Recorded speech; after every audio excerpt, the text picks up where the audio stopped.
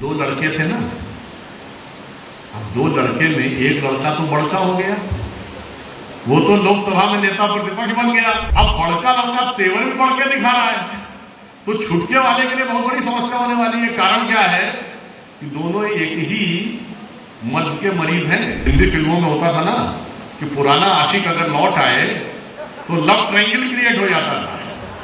तो यूपी में वही होने वाला है। उस वोट बैंक का पुराना आशिक एक बार लौट आया है, तो आज के आशिक के लिए बहुत बड़ी चुनौती उभर के आने वाली है। तो दिल्ली में तो गठबंधन टूट गया, उत्तर प्रदेश में क्या हुआ है, ये दो लड़के थे ना, अब दो लड़के में एक लड़का तो बड़का हो गया, वो तो लोकसभा में नेता प्रतिपक्ष बन गया। अगर दूसरा वाला वहां रहता तो फिर भी नेता प्रतिपक्ष रहता, वो तो छुटका हो गया।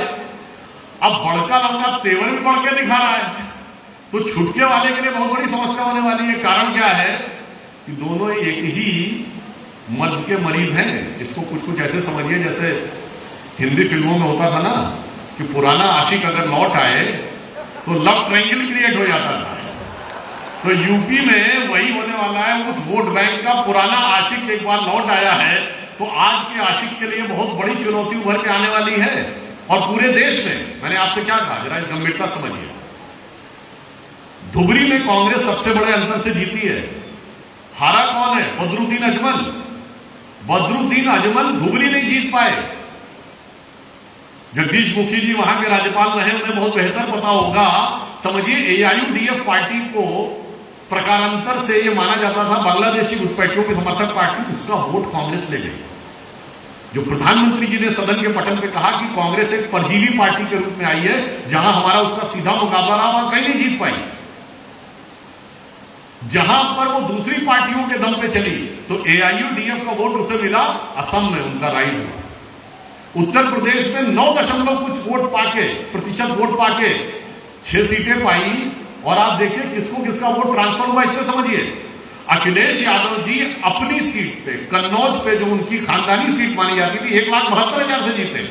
और राहुल गांधी 3,90,000 से जीते रायबरेली, जबकि उनका ना जिला पंचायत है, ना नगर पंचायत है, ना विधायक है, ना जिला पंचायत के सदस्य हैं। इसका मतलब एक का वोट ट्रांसफर हुआ, दूसरे का नहीं ट्रांसफर हुआ है, दूसरे का ट्रांसफर करने लायक था नहीं। अब आप आइए कर्नाटक में जेडीएस के वोट की कीमत। महाराष्ट्र में सबसे बड़ी पार्टी बने महाविकास आघाड़ी के ऊपर, 14 सीटें केरल में जीती मुस्लिम लीग के ऊपर, तेलंगाना में तेलंगाना राष्ट्र समिति की कीमत पर। इसलिए हम मैं कह रहा हूं कि कांग्रेस का राइज हमारे लिए चुनौती नहीं है, जो आज उनके साथ खड़े हैं उन्हीं के लिए चुनौती है। और वो इस बात को समझ नहीं पा रहे हैं कि वो सारी क्षेत्रीय दल जिन्होंने कांग्रेस से वो वोट बैंक खींचा था, कहीं ऐसा ना हो कि स्वर्गीय राजीव गांधी जी से वोट बैंक मुलायम सिंह जी खींच के ले गए थे और लालू प्रसाद यादव जी खींच के ले गए थे। अब राजीव गांधी जी के बेटे जी मुलायम सिंह जी और लालू यादव जी के बेटे जी से वो वोट खींच के ले जाने के चक्कर में न रहे। तो अभी आप देखिएगा इनमें आपस में बहुत जबरदस्त जवाबी कव्वाली होने वाली है। इसलिए हमें उन चीजों में नहीं पड़ना है, हमें लक्ष्य बिल्कुल सामने रखना है।